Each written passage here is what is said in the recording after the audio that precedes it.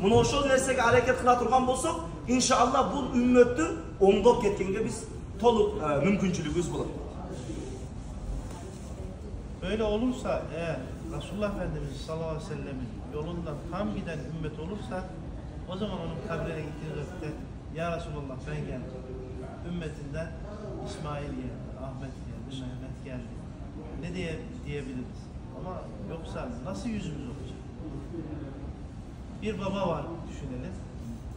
Çocuklarını birbirine emanet etmiş. O onu tanımamış, o onu tanımamış. Sonra gidiyorlar babalarının yanına, boynun bükülür. Tanırsın, sıkılırsın. Sana bir yol çizmiş. Bunu böyle böyle yap. Böyle yap. Allah-u Teala onu rehber göndermiş. Onu bize ne yapmış? Rehber kılmış. Bu din böyle yaşanacak.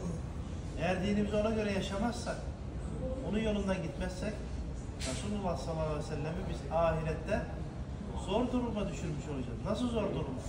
O istiyor ki bütün ümmeti cehennemde olmasın, cehennemden çıksın, şefaat edeyim. Bir kişi kalırsa rahatsız olur.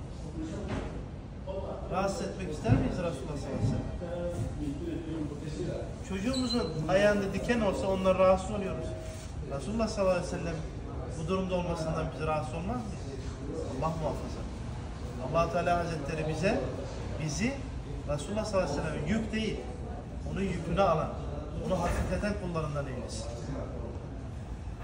Anan sözünüzün kullanısında emne Peygamber aleyhisselam'a toluk erçü, Peygamber aleyhisselam'ın sünnetlerini toluk atkarı dep ayttık. Jana sözün ayağında ayttılar, Ustaz hanım beni kalk etiptir, oşonu koş aytayım. Al jerde aytты, Peygamber aleyhisselam bir hadiste ayttılar. Kim benim bir sünnetimdi tiriltken bolsa, az insan benim tiriltken menen beraber. Bir sünnet atkargan adam, Peygamber aleyhisselam'dı tiriltken menen beraber. Ha demek, siz menen biz Peygamber aleyhisselam'a toluk erişişimiz, Peygamber aleyhisselam'ın sünnetini tiriltişimiz, Peygamber aleyhisselam'dı tiriltken menen beraber oldu. Ayemi munday bolgondan keyin siz menen biz muna ошого layıklı bolgonga hareket kılışыбыз керек. Misalı erten inşallah Madina-i Munawwaraga barganda Peygamber aleyhisselam kabri şeriflerinin yanına varabız. Anan barganda men ya Resulullah men aldığına keldim. Men senin ümmetimden balançımın dep ayta alabızbı? Oşentip uyalbay men senin ümmetimden balançaman, palançanın ulu palançımın dep ayta alabızbı deydi. Allah saklasın. Yüzümüz aka çok deydi. Muna oşol nerseni ayta turgan dengece yüzümüz yok bizde. Ne üçün? Sebep oşol sünnetke biz toluk atkara albay atабыз.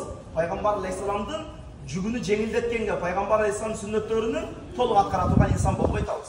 Ayati kelime var, damla manasını aytты, men ayatı hoş aytayım. Euzubillahimineşşeytanirracim. Ve la sawfa yu'tika rabbuka fatarda. Biz sizge jakında muna ушундай nerseni berебиз, siz razı bolosuz dep Peygamber aleyhisselamga Huday Taala ayat kelime düşürüp. Muna oşol ayat kelime düşkön mezgilde Peygamber aleyhisselam ne deydi? Law dakhala wahidun min ummatin nar la arda deydi. Eğer menin ümmetimden biri tozoğa girse ben razı olmayayım deydi. Peygamber aleyhisselam 1400 yıl murda siz menen bizge kanday kişi utat. Siz menen biz üçün kanday küy utat Peygamber aleyhisselam. Eğer menin ümmetimden bir adam tozoğa layık bol, tozoğa kirip kala turgan bolsa, men aga razı olmayayım da utat. Yani biz muna oşol zattın, bizdi körböy bizdi jakşı körgön, bizdi körböy bizge sagıngan, bizdi körböy bizge muhabbat kılgan zattı kanday dengelde erişe altabız, kanday dengelde sünnetlerini atkara altabız. Bizim Türkiye'de şöyle bir söz vardır. Daha tıflıken der idi ümmeti, sen kocaldın terk edersin sünneti. Daha annesinden doğduğu vakitte Resulullah sallallahu aleyhi ve sellem yatıyordu. O zamanki adet üzerine bir şey kapatılırdı çocuğun. Açtılar baktılar, bir şey söylüyor. Kulağına eğildiler, dedim ümmeti. Ama senin yaşın diyor 50 oldu, 60 oldu. Sen terk edersin sünneti. Bu peygambere böyle ümmet layık mı?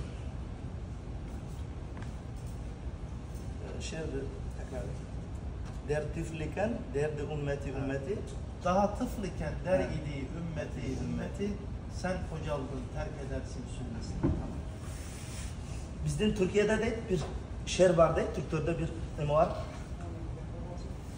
Peygamber aleyhisselam jaş balaken, jaş mezgilde, beşikte жатқан mezgilde Peygamber aleyhisselamın oğuzundan bir söz çıkıp atatlı deydi.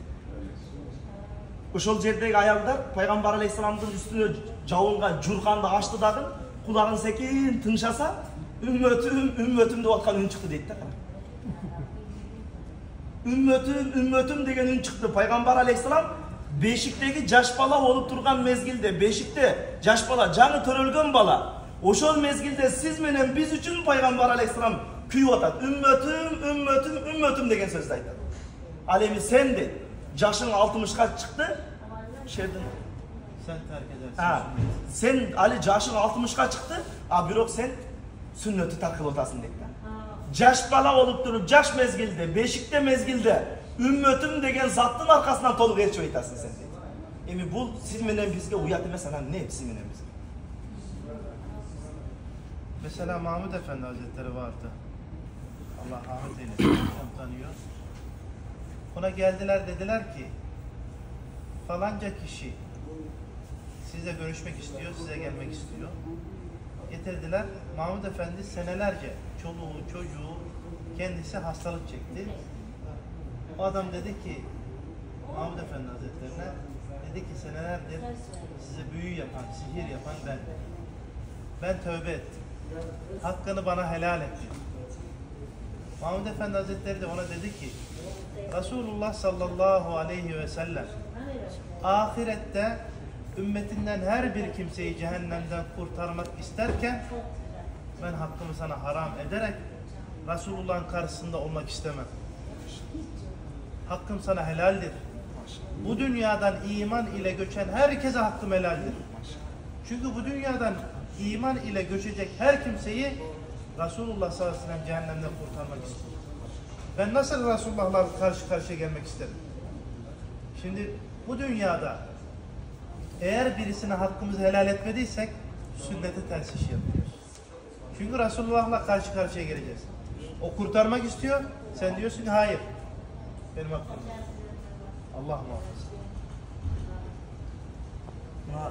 Türkiye'de biz de Alzattın aldığında biraz talim aldık. Mahmud Efendi aleyhi rahmat. Allah rahmat kılsın. Öte bir ulu zat var, ulu kişi var. Allah'tan dostlarından, avliya zatlardan bulup. Emi al kişi jönünde dağın bir savatlardan inşallah ayet veririz. Tamam, çok mezgilde özümüz ayet verelim. Buna oşul Mahmud Efendi aleyhi rahmanın canına bir adam geldi dedi. Mahmud Efendi aleyhi rahman öte kança vakit kıynalı dedi. Öte bir kıynalı uğrudu dedi. Anam bir adam geldi dağın. Ey ustaz, kança yıllar boyu men sana sihir kılıp jüretirim. Kança yıllar boyu men sana sihir okutup jüretirim. Seni arkanday okutup jüretirim. Maga akınızı adal kılın dedi. Anam Mahmud Efendi aleyhi rahman ne dedi? Men sana akım adal kılbayım demedi deydi. Balki men sana akım adal kılbay koyup, erte kıyamatta biz üçün kүйüp jangan Peygamber aleyhisselamga karama karşı olup kalıştı kalabayım ben dedi. Akımdın bardığı sana adal dedi. Demek Müslümandın Peygamber aleyhisselamga karama karşı bol bostluk için bir insanın akısını, bizde bir söz var mı? Mesela keda yok var. Akımı kıyamatta alan diyor. Bu jaman nesegende.